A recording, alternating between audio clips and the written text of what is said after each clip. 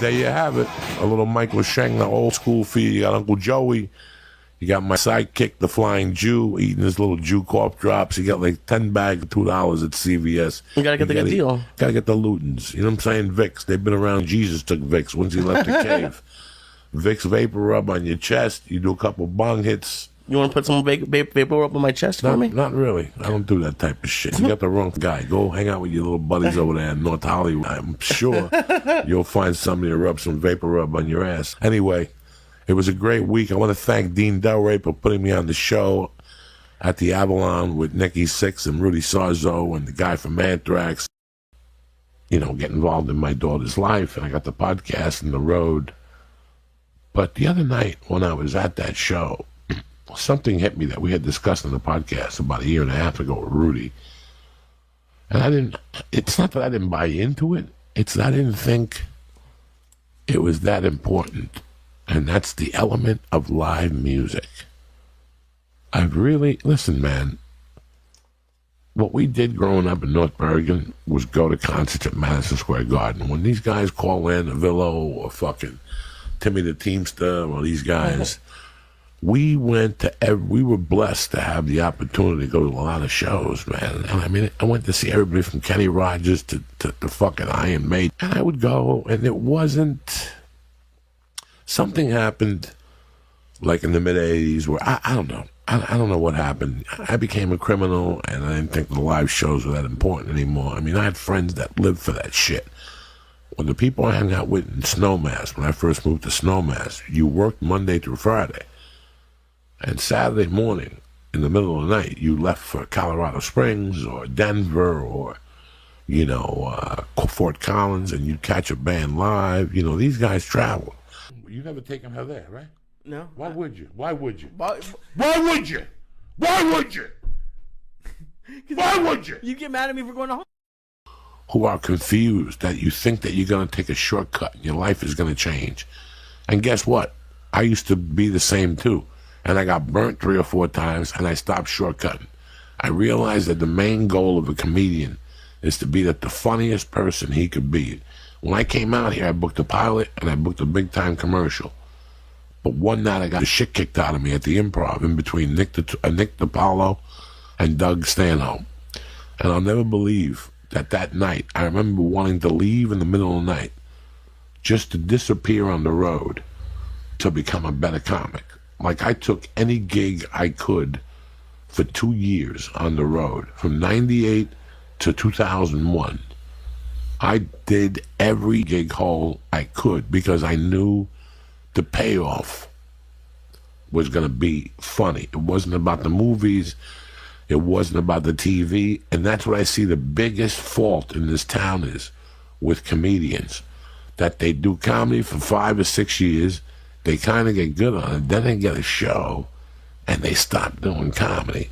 The show ends. Now they can't get work.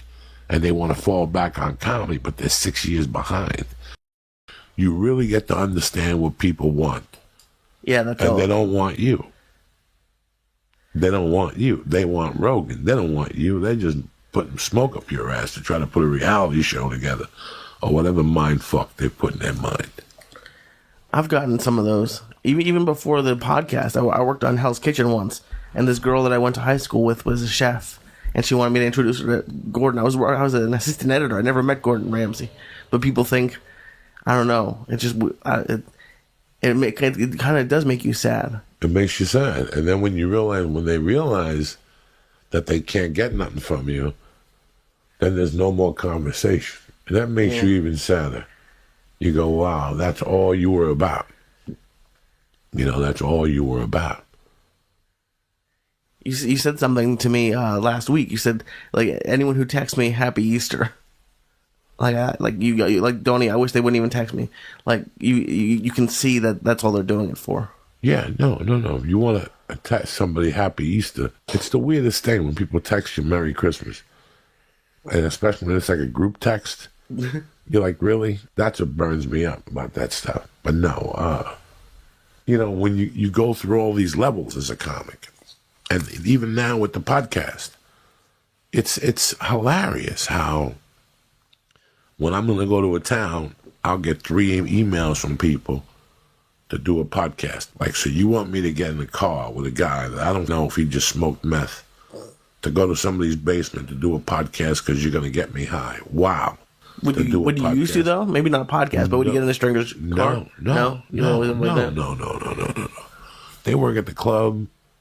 They know somebody who's selling blow. But to do a podcast, I don't know you.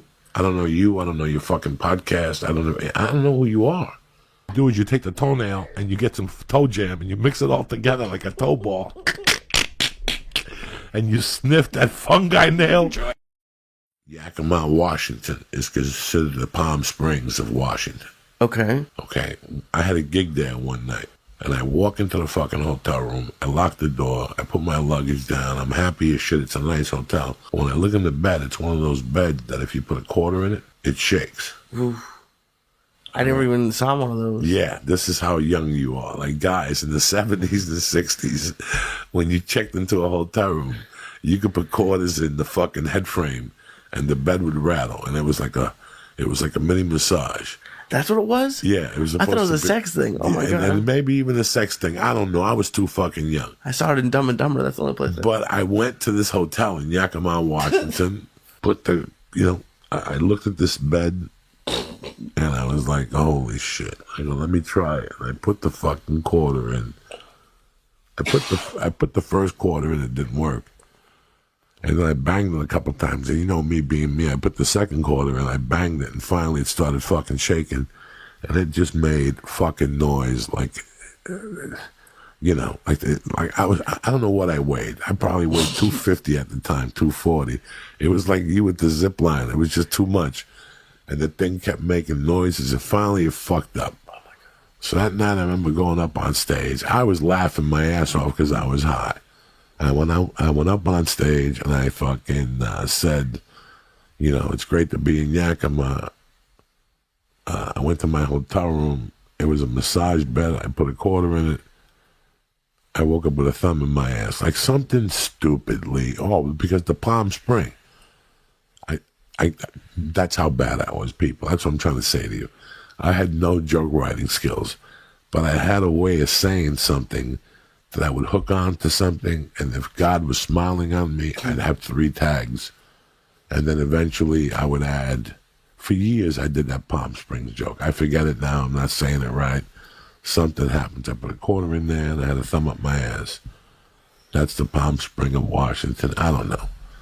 Bro, we all go through a lot of suffering. Please forgive me for that joke, but that's just to let you know I was no fucking Picasso, and you got to stay with it, $7.99 a month. What? $7.99 a month. What? $7.99 a month. When I was a shagger, I was already detailing cars. I just wasn't a detailer by pay. But it didn't matter to me because I was still learning what to do. If you just went from shagging to detailing, it was like a 3-week money contingency that you would lose money like a motherfucker. I already lost the money. When they would say who prepped that car, in those days we would prep them off the ship. Oh, okay. When you prep a car off the ship, it's completely different. It has like cosmoline on it. It may be different today. And all the seats are wrapped. You got to do all that shit. And you got to screw in the mirrors. And there's a lot of shit you got to do when a car comes off the ship. It just don't come off looking like fucking Johnny Ferrara. There's 1,000 things you got to do. The cosmoline was the worst because you had to spray a certain chemical on it, let it sit for 6 or 7 minutes, then rub it out fucking good, wash it again, do another coating, wash it again, then you had to give it a quick hand wax. And they would pay you like $24. You were a subcontractor. For each car? For each car. It was like 24 for new cars and 55 for used cars. And they got $149 for the detail. You got $55. But if you could detail 3 fucking cars in one day, you didn't do bad. Is that possible? Oh, yeah. I could detail 3 fucking cars in one day and 2 new ones. Wow. If I knew that there was a bunch of new cars, I'd get there at 6 in the morning. And I'd get 2 or 3 new cars, and then I'd get 2 used ones, and I'd fucking work them, Jack. We haven't done an old school one in a while. I know a lot of people ask me for them, so bam! There you have it, my main man Lee, Oh, I know he's got bronchitis. He came all half a fact in here with the Jew cough drop. He even came in here with the fucking daytime NyQuil like he's trying to impress me. If he was a real gangster, he'd show up with the night one, the triple X one. That kills bugs. It kills fucking hand jobs from Chinese people. That's the one you come in. He comes in here with the orange one. It's daytime. And then he wouldn't take a fucking edible or a bomb. I took an edible. He said, people I got to deal with. Give me credit. I took an edible. I got to deal with. He had bronchitis 3 months ago. No, I didn't. When he called me, the first thing he said to me was, I got bronchitis. Ago. I can't go to the gym for a week. And I'm like, this fucking sack of shit. He's fucking trying to bullshit me. But now he's got bronchitis. He won't do a fucking bongarooski. I don't know why, but that don't matter anyway. Who gives a shit? All that matters is you, motherfuckers. Thank you for listening. Fuji Sports has been around since Jesus left Chicago. Anything you need jiu-jitsu. Leg things for Muay Thai, shorts, a gi, on it till the end. I got the Alpha Brain. They got some tremendous jerky and press in. Church. Stay black. Wednesday, November 1st. You understand me? You're like, what, 55 days away from Christmas? The year's going to sneak up on you quick. Anyway, welcome to the Church of What's Happening Now. It's old school today. Myself and my little trusted Christ killer, the original, Lee Syatt. The one and only. The one and only. You're having another surgery? On my ear. Oh, no. They're putting a tube in my ear to drain my ear so I don't have lumbago no more, so I don't have this dizziness. Oh, that's scary. Yeah, it's scary, so I'm done. There's some people who want to do everything, right, in life. There's people who want to be doctors. Right. You know, Trump wanted to do this. You know, everybody wants to do something. But there's some people who just want to coexist. I was always one of those people. That I was very happy by coexisting. What does that mean? If you need $600 for rent, $200 for your car payment, and $300 for groceries, you make $100 more a month than that. Like, I was pretty satisfied to live my life like that. I can't lie to you. And you didn't have anxiety about running out of money? You always have anxiety, but I thought that I would have it for life, so I just got used to it. But that anxiety makes your heart beat, and it makes you get up off your ass. I was thinking about that today. Like, whenever I had like a job I didn't like or something, every time I was worried about it and I quit, not magically, but something would come along. Like a couple times it happened that very day. Like the day I quit, I got a call for another job. And I think what you're saying, it's very true for 20-year-olds, but I think it's also true. Isn't it true you change your career like 7 times throughout your life? So what if you're 35, 45? Unless you get fired 6 times. Right. And then you have to change your career. I can't see you changing your career. I got you. Terrible. But, I had to make assessments. When I tried to make assessments of my life when I was getting high, it wasn't going to work because I was getting high. Because you were making the assessments when you were sober? Yeah, but I'm still getting high. Gotcha. The fumes of that cocaine will always help to make or destroy that decision, that what you're lacking of. And it could be for opioids. This is all the same. It's not just, I don't want people to go, oh, he's talking about coke. No, it could be for opioids. It could be for it could be any, I've learned to be a functioning addict with marijuana, as you've noticed. Like, it just spurts me.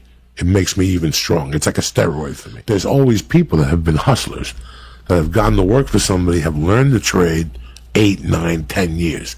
If I come work for you at the age of 18, and I do a 10-year apprenticeship, not an apprenticeship, just come to work for your dad's clothing store. If Dick Syatt had the biggest men's fashioneer in Boston, and he sold upgrade suits, if I came to work for you at 18, I'd start in a stock room in the back, stocking shelves, inventory, that stuff. After a while, you might make me a sales assistant, then a couple other years, a registered dude. And after that, you make me a salesman, assistant manager. Now I'm the general manager. That could happen. Well, that could happen in today's fucking world. Really good comics like Joe Rogan, for example, Chris Rock. A lot of these guys go home and listen to their recordings. That's brutal. You have no idea what that's like. I listened to that from the Ice House the other night. It's brutal. Especially when the girl raised her hand and said I was talking about the Vegas victims. And I go, well, my mom is a lawyer. My mom is a lawyer. What's that got to do with your mom? She didn't want to be there all night. And that didn't. That's why I didn't feel bad. See, 15 years ago, I would have worried about her for 3 days. Afterwards, really? Yeah. Oh, okay. I don't worry about people like that no more because I know the look on their face. They didn't want to be there anyway. He dragged her there against her will. He made her go. You never taken her there, right? No. Why would you? Why would you? Why would you? Why would you? Why would you? You get mad at me for going to home? This is L.A. You're going to get every half-wit rich kid to put on a Guns N' Roses shirt and rip it and make believe they even know half the story. That's what they do in L.A. now. That's what these kids do. They don't know half the history.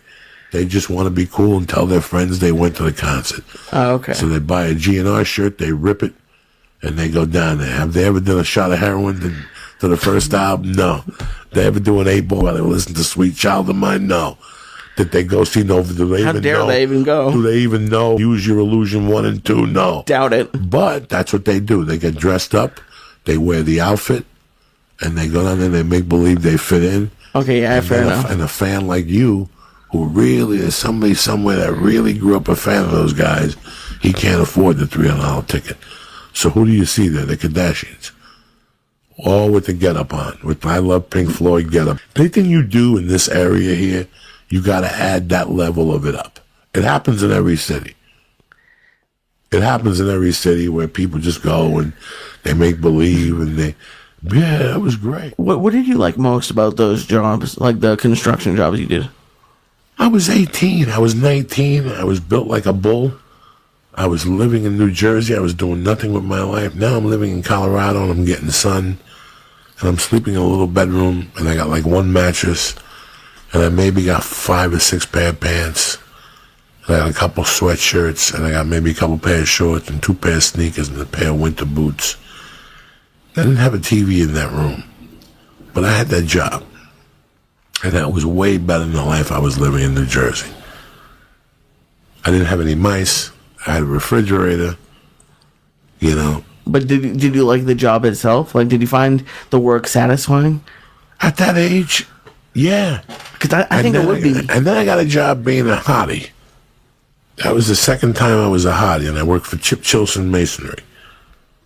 And that was a great job. That was one of my all-time favorite jobs. Chip Chilson was a mason. He had a good scam going on, okay?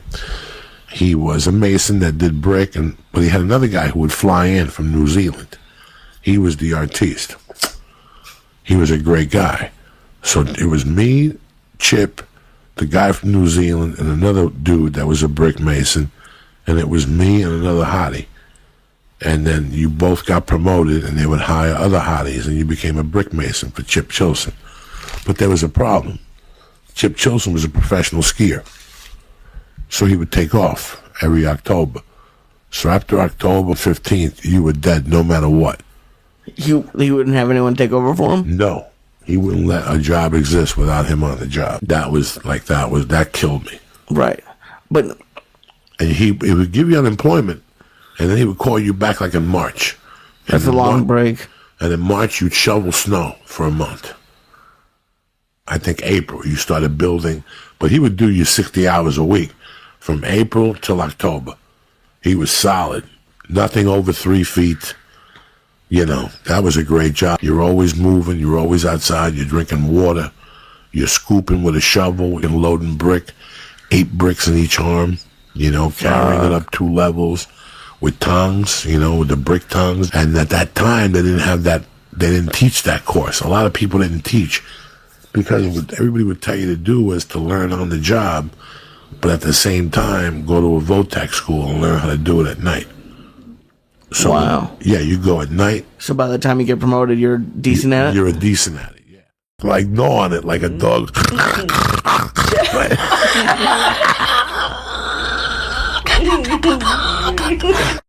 They made you take an apprenticeship program. You learn how to mix mud, add colors to it, scaffold, and then you became a mason's helper. And you got a raise. And when you became a mason's helper, you were going to school the whole time. And they would pay you to go to school. Like $6 an hour a night to go to school. This is 20, 30 years ago, people. The union would pay you to take courses. That's great. And the more of those things that you took, it was better for your career as a union electrician. It like gave you extra credits or It something. gave you extra credits. Do you think That's why I think America's lacking right now. I think America's lacking that VOTEC type of support. Well, don't you think those kind of jobs are looked down upon a little bit? Not a brick mason. Not teaching somebody how. I'm not saying you look down upon it. I'm just saying. No. It's a job, guy. For everybody who says there's no jobs, that's a job. Being a carpenter is a job. I 100% agree. Being a brick mason is a job. But you always talk about like the people who hang out at the coffee shops, right? Like those people, those parents wouldn't want their kids to go be like, that's not when they're sending them to the $30,000 a year kindergarten. Listen, at the end of the day, right? I agree. What you want your kids to be, they're going to be what they're going to be. That's number one. And number two, the option to have that, the option to between the age of 18 to 24, there being a program, because there were when I was growing up. Right. It wasn't the best, but you could go to a local community center and sign up, and somebody would teach you a trade part time. And they'd try to get you a job with Pepe's Electrical Service, who would beat you. They wouldn't pay you. You know what I'm saying? But at least it taught you, it got you familiar with the terminology. Familiar with the thing. You follow me? I don't know. I don't look into those programs. Lee, look at the shape of you. I want to thank you, Savages, for listening. You know, I love you guys. Bob Lolingus, Bobby, Sharon. I mean, you know, the list goes on and on. I love you all with all my heart. Don't forget about it. Stay black. Lee, thank you very much. Have a great weekend, and you people at home, have a great weekend. But the dream I had was, damn it, you got me, man. The dream I had was, I was talking to him, right, and he was showing me his new apartment. Thank you for having me, man. It's Thank so you. cool. This is so wonderful to finally be on your show. This is the first time you've been at this studio. Yeah, that's right. Have I been on your show before? Yeah. On the phone, but not in studio. I don't think it's one at the studio. Ice House, not in studio. Oh, live one at the Ice House. The night that you sent us when we did the acid, and you sent us the video of That's the right. transgender guy. Yeah. With Harry, you couldn't tell whether he had a pussy. I don't think he was transgendered. I don't know what he was. He just had a small penis. He started singing, dancing to He was just Mexican music. dancing. I Yeah. sent that to everybody. When I was tripping on acid that night. I remember it was a great joy to hear you laughing and knowing my that I had God. sent that to you. It was awesome. And the only person who got pissed at me to send it to him was Rogan. And I Really? got tons of Christians on there. Rogan was like, "What the fuck is that, man?" How you doing? I'm good, man. I'm doing good. Congratulations on fatherhood. Thank you. I mean, when I had my child, you were the first one at the hospital with a camera. Yeah, And went to breakfast. that's right. We spoke about the future, and here we are 6 years later, and the seats are reversed. Unbelievable. What do you think? When was the child born? The third. What do you think? It's the best. 25 days into fatherhood. Yeah. And what are you thinking so far? It's like I have had more experience with death than birth. So, because I've watched both my parents die, and what's wild about it is it reminds me of this thing I heard: opposites stand back to back. And so there's all these similarities in birth and death it's the complete opposite. So in death, you've got the hospice worker who comes. In birth, you have the midwife. In death, when people are dying, they like something else enters the room. Like, it's amazing. It's beautiful. It's calming. It's the opposite of what you might think it would be. It's like, it reminds you of something. It's that sense of like, you know, when you can almost remember a song, but you can't remember it. But it's like, what is this? This is I know what this is, but it's surreal, you know? It's like, there's a thing. Have you ever heard of a Fey light? You ever heard of Fey light? No. So when someone's dying, they have a kind of light around them sometimes. I had this guy on who studies death, people who come back, who like were brain dead or their heart stopped. And it's a fascinating phenomenon because all over the planet, they all report the same fucking thing. But I had him on. What do they say when they come back? So it goes, it's like you the light thing, you see a light, you see yourself, your body, but you look different than the way you look in a mirror, because you're seeing yourself for the first time. Because when you look at yourself in the mirror, you're just seeing yourself, a reflection. But in this way, you're like, you look different, apparently, than you thought you looked. And then, I guess like hearing your voice for the first time on a tape recorder. And then also, the what's called the life review happens, which is you sort of, we think of it in the movies, they usually show it like you're like watching a TV or something, and it's like, you know, you're like Scrooge or some shit watching what you did. But there's more of a sense of not just watching it, but feeling the way you made everyone around you feel.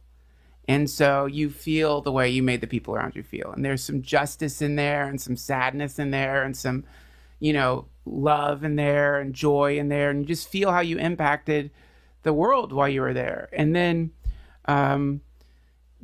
like universally, this is around the planet, they report this, a fucking like monkey comes running out of the darkness and fucks your mouth for like 10 minutes. And then that's usually you wake back up in your body. But the monkey thing, they don't talk about a lot. It's really fucking weird. But that's universal. That would ruin it for me. Like, that would fucking ruin it for me. Like, I just saw fucked my in the mouth life. by a monkey? I just remembered all the highlights of my life that I yearned to see. Yeah. There was a movie that was released in the 70s called Beyond and Back. And I've never been able to find it. And it was in the movie theaters. I paid to go see it, about people who had death experiences, came back and reported what they saw. Yeah. I was involved in something when I was a kid where I wasn't in the room, but I was tight with the brother and the mom and the whole family. She had a brain tumor, and that night she went into a coma or something like that. In the middle of the night, she snapped out of the coma and said, "Open the window. My grandfather wants me to go." She was tight with her grandfather. And they were like, "What are you saying?" And she's like, "Just open the window. My grandpa wants me to go." Blah, blah, blah, blah. And then she ended up living. She doesn't remember. I asked her years later. We had grown up together, and I go, "When you went under, where did you go?" And she goes, "It was just warm." Yeah. She goes, "I just felt warm." So I've always believed, you were saying that would across the street from a funeral parlor. That's right. And I was like, I've always lived close to something to do with a funeral. I've always had death around me, and it's very sad. But it's time to go. Oh, jeez. That was a real It was like that. It's the energy is, certain places have tendencies. That's a good way to put it. You know, just like certain people have tendencies, certain places have tendencies, you know, repeating patterns. So one of the tendencies of the Comedy Store is it tends to create really great fucking comics. That's one of its tendencies. You know, it gives birth, spits out these comedians every once in a while that like become very successful. And it has other tendencies too, right? And we know about the other tendencies that it has too. So the energy there is very powerful and real. And if you don't, the worst thing is to not know you're sensitive, to just think you're normal. Oh man, you are fucked if you go to that place, because it'll start fucking with you a little bit. And which is why all these like people who have a variety of mental illnesses would show up there throughout the years. You know, it almost would draw them to it. But I'll tell you, man, two ghost experiences that I had there. One, we would have clairvoyants come in there every once in a while. Like once a year, a clairvoyant would come in and want to like try to communicate with the spirit of the place, because it's a legendary haunted place. And so this clairvoyant comes and they're like, can we just walk through the building? I just want to see if I can communicate with the spirits here. And so we're walking through the building, and they're doing the usual clairvoyant shit, which I'm pretty skeptical about, you know, because it's like if you name a certain number of names, you're going to hit something. So the name stuff that they do, I don't know. I don't usually pay attention to it, you know, like I'm sensing a William brothers, some kind of brothers. There was a thing. And also it's a researchable building. So it's like anything you say is not going to make me feel like it's proof of something if you're in a historic building. But you know, that's the steps going up to the belly room. yes. And there's like a sign at the bottom of the steps there I think it's neon. It definitely has lights. I don't know what. Inside or outside? So out inside, Right. You make the right turn, you go up Right. those steps, and there's at least a sign. There's a neon sign. Right. Okay. So they go by that. She goes by that sign and stops If you got the syringe, take a chance. and starts being like, "Oh, that's when she's saying it's brothers." There's some kind of someone. There's something happened. She's like, "Dude, it's straight out of Poltergeist shit," and that was pretty weird, but pretty good act. And then that fucking sign, man, it starts going. Zzz, zzz, zzz, zzz. It's reacting to her. I'd never seen that sign do that. That I saw it with my own fucking eyes. Now, what that was, I have no idea, but it creeped me out. The other thing I saw there was really interesting, and I think when people talk about the ghost of the Comedy Store, they're thinking like Casper, something with a sheet over its head, or some kind of like stereotypical ghost concept. But if you think about it more in terms of like there's an energetic form there that repeats itself, this will make more sense. And that's what the ghost is. But I was like, I was looking down the hallway at the belly room, and I was just watching some comics and some dumb fight, just fighting, you motherfucker. They were like I don't know the comics where they were like someone in a belly room show, but they were in a pretty intense fight. And I was just watching it. I couldn't hear them. They left, right? And then within like 3 minutes in that very same spot, 2 different people got in the same fucking fight.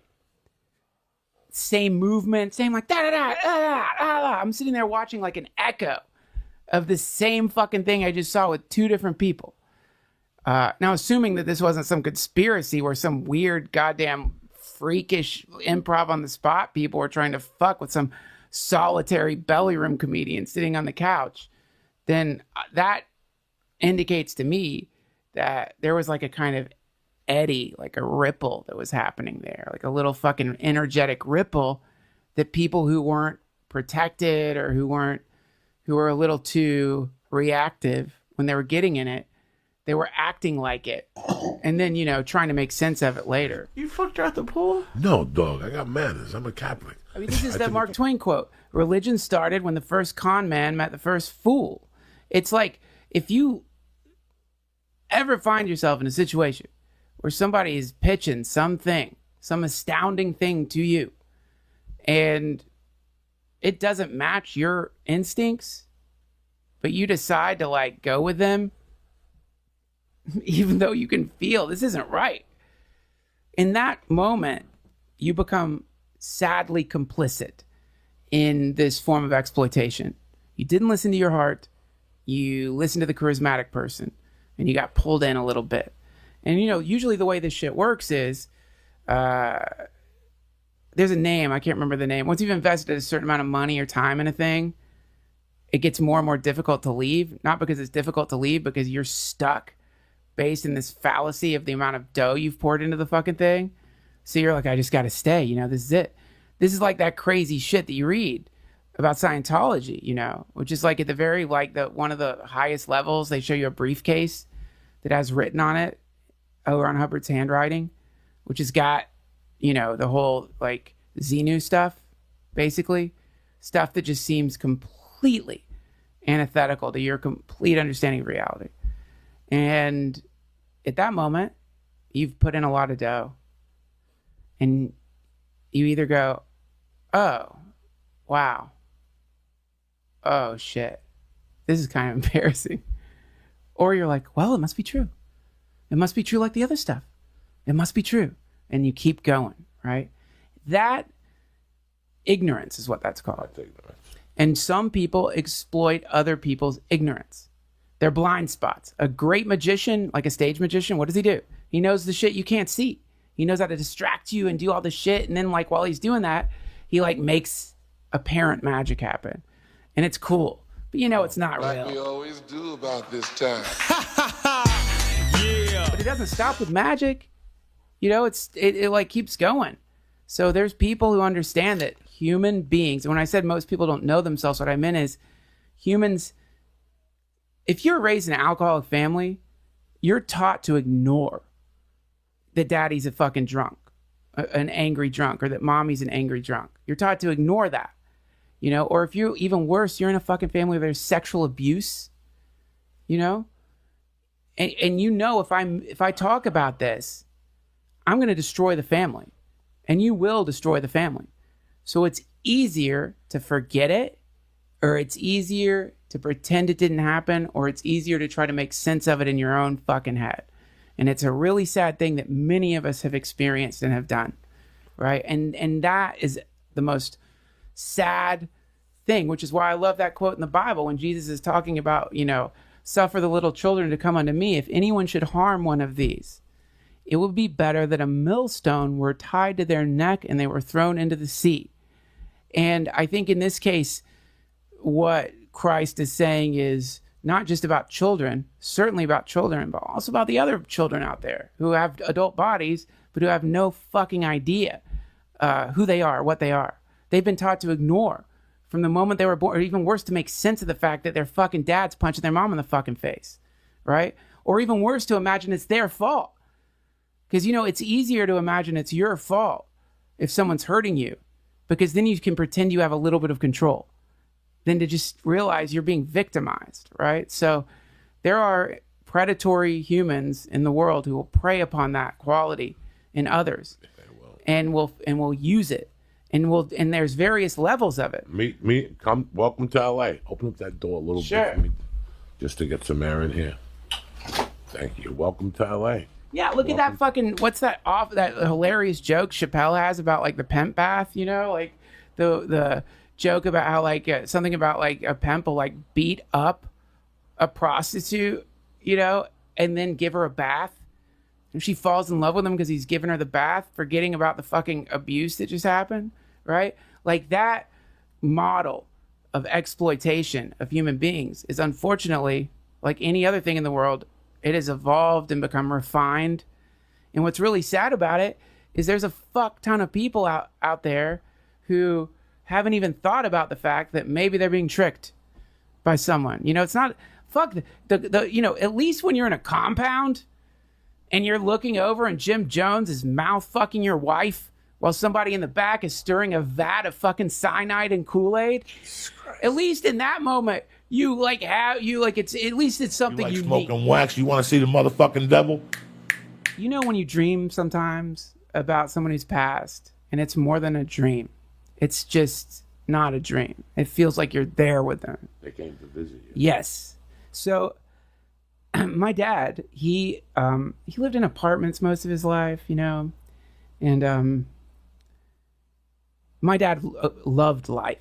That's why I loved you, and that's why you two connected, because you both have this, just, you love life. You love life, and it's such a wonderful thing, because whether you're doing great or whether things are down, you love life. We're alive. Yeah. We're alive. What do you mean you lost a foot? Yeah. You're alive. You can still eat pussy. Yeah. What are you looking at? So what? You can't walk to the store. You got a roller skate. You know what I'm saying? But you can That's still right. eat pussy. There's Yeah. always a fucking bright side. I'm sorry to interrupt. That's it though, man. And that relationship with life is very romantic, and it's wonderful, and it helps everybody around you.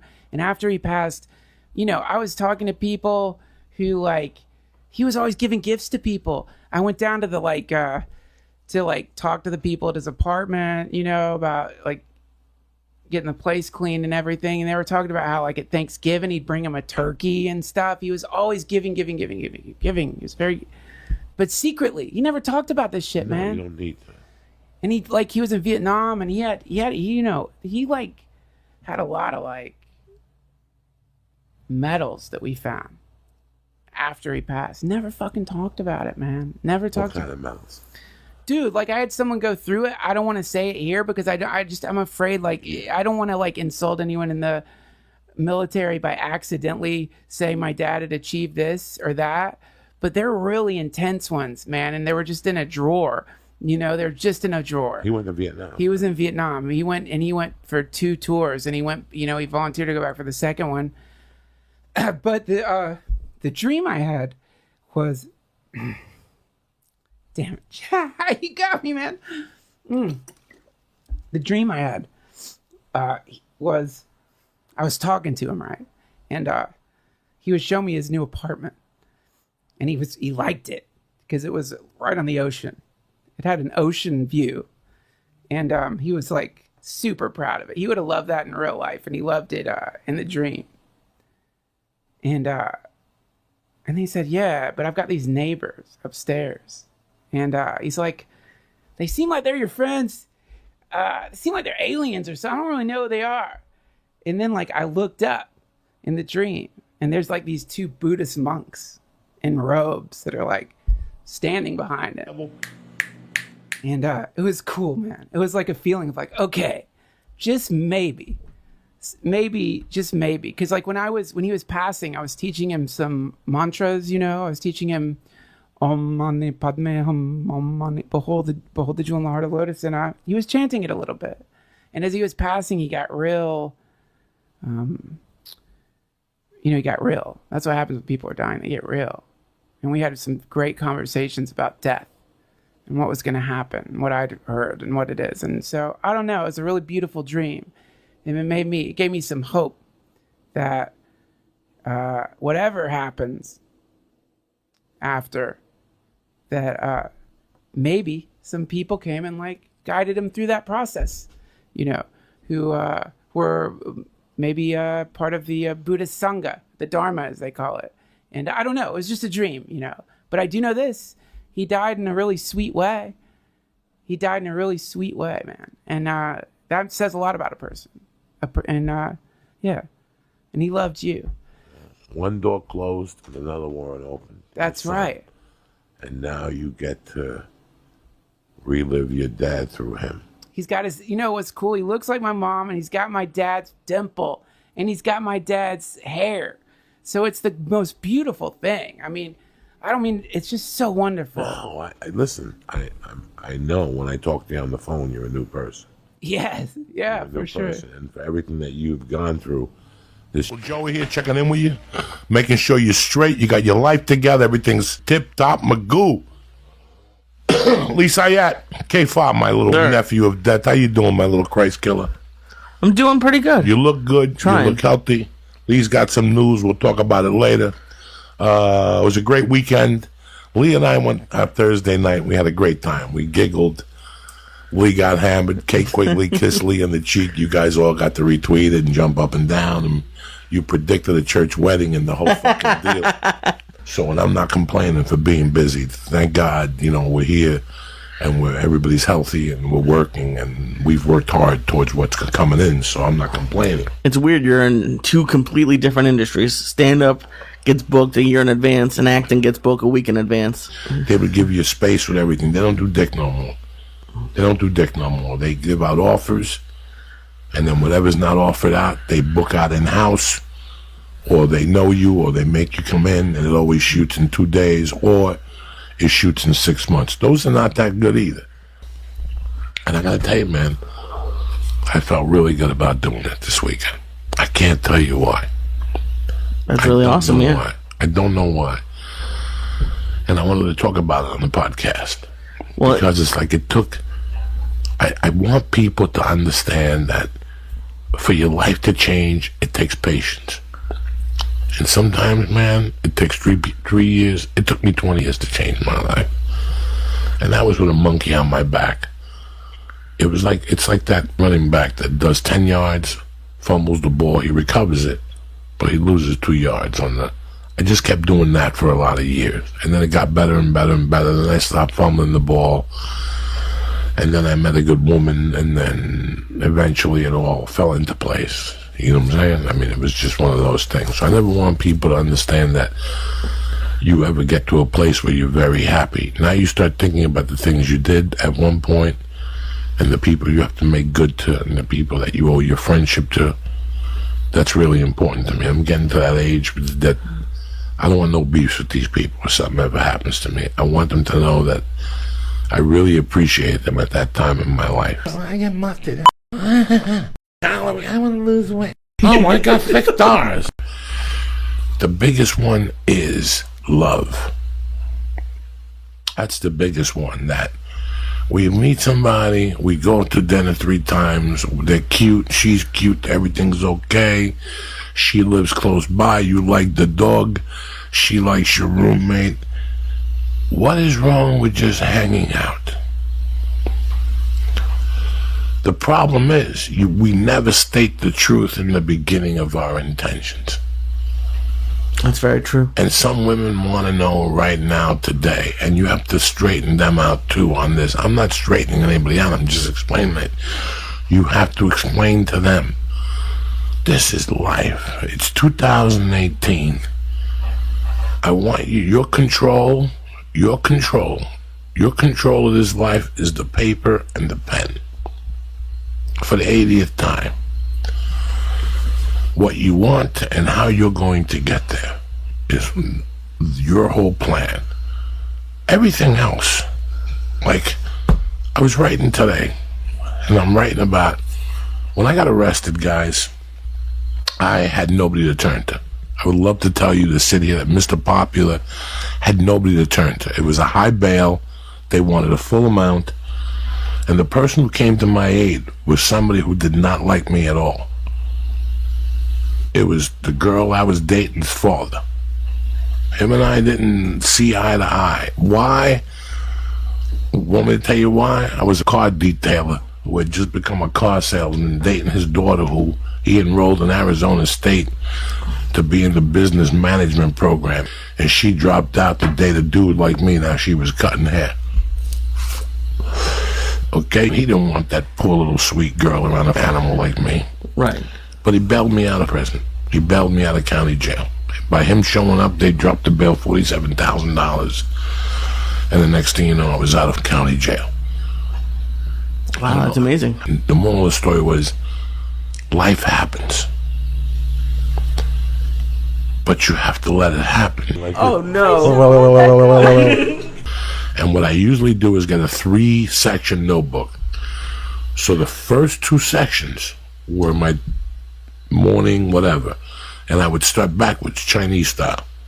What do you mean? So I would start from, I don't want nobody to see it, so you never start on the first page. So I would start on the last page of the second chapter. Chinese style? Yeah, and then the last chapter would be my spots.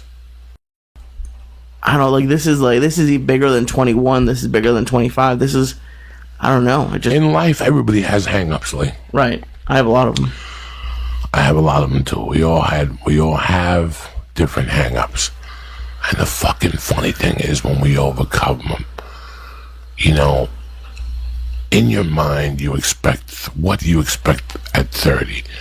When you wake up, it's July, 12th or something? What do you mean? My What's your birthday? birthday? 20th. All right, July 20th, when you wake up that morning, when I call you up and say, wake up, cocksucker, we're going taking it deep. And I'm like, are you awake? And you're like, yeah, I've been up for an hour. No, you haven't. Wake up, you fuck. The sun's shining. Oh, yeah, by the way, it's your birthday. What do you think is going to feel? What do you think is going to happen when you go into the age void of 30? I don't know. What do you expect? I mean, let's write it out. Let's get it out. What the fuck do you expect is going to happen? Well, what's going to be different, my brother? About being 30? Yes. What's going to be different? Honestly, the one thing that's really going to change is the health thing is scaring me. I know I eat a lot of shitty food, but the health, the 30, there's people who've died at 29 of heart attacks, and so that's scaring me. The rest of it is not more about what is gonna happen. It's just it's like what I was saying earlier, just what I expected from myself, and I get negative about like you said, about what I should have done earlier, what I'll be doing later, and then with especially the birthday, that was with what happened this weekend with Paula was tough, just because I'm it's gonna be the 5 years that we spent together were 5 big years in my life, so it's just weird. I'm very sorry. I'm happy you got it out. Again, you're getting out of a relationship. What do you expect is going to happen? You learn a lot about yourself. Life is a great fucking thing. Life is fucking great. How you like me now? How you like me now, Lisa? Yeah. I finally grew into my age of 54 years old. I grew up, I could tell you officially when I grew up, at 47. At 47 was when I finally, you know, you got to remember, I didn't fail as a plumber or an artist, or my business didn't fail, or I failed as a man, which is the worst failure you could fail. People come back from failing as a painter or as a radio host or as a comic, or they lose a contest. But it's pretty hard to come back when you failed as a man. Well, what do you mean you failed as a man? I failed as a husband. I failed as a man. I failed to fight what I believed for because I thought I was going to lose. But at the same time, I became a stand-up comic. So I don't really know if there's a loss in there. But in my mind, I lost. I lost as I failed at marriage. I was a failure at that point in my life. And that scarred me more than my mother's death. And I was a failure who not only that lost his kid like your friend. When you were telling the story before, I've been where he's been, where your wife don't let you see the kids. And you got to come up with attorney money. You got to come up with attorney money to see your kids. It's going to cost you your life savings. It's like if you had hung around. You have no idea. Because the kids are teenagers. I was a complete different person in 1995 to 19. I was angry for 4 years. Like deep, embedded anger. Which meant if you cut me off by mistake, you got double of what you really deserved. If you did something to me by mistake, I went off on you 10 times harder than what it really was going on. That anger was impairing my fucking vision. It was impairing who I was. But you do have the right to get that angry. They're taking your kids from you. You know what? You don't love me, Lee? I get it, brother. I get it. You know what? I was starting to have doubts about you too. But do me a favor. Have your sister bring the kids to fucking the Burger Hut and let me see them for an hour and just talk to them and ask them about what they want to do, how they feel that all this is going on. Don't alienate from me. I still live in a lot of pain from what happened with me 20 years ago. My daughter turned 28 years old yesterday. I sent a happy birthday on all the platforms that I have. Every year I'm going to send a happy birthday, tell her I love her, and tell her they brainwashed her. That's not the person who I was. It really wasn't. You know, if she contacts me back, she contacts me back. If she doesn't, life goes on. It's not going to drag me down. I'm not going to go to a psychiatrist. I'm too old to do drugs and snort coke and drink myself into an oblivion. I can't do that. I got responsibilities. I have another daughter. God gave me a second chance to be a man, which is a very big fucking chance. I want to thank you guys for starting the year off on a bang. This is your year, motherfucker. You got a problem, write it down, take a look at it, analyze it, and go back to scratch. You got this. We'll see you guys Wednesday. Stay black. It's your time, cocksuckers. Stay black.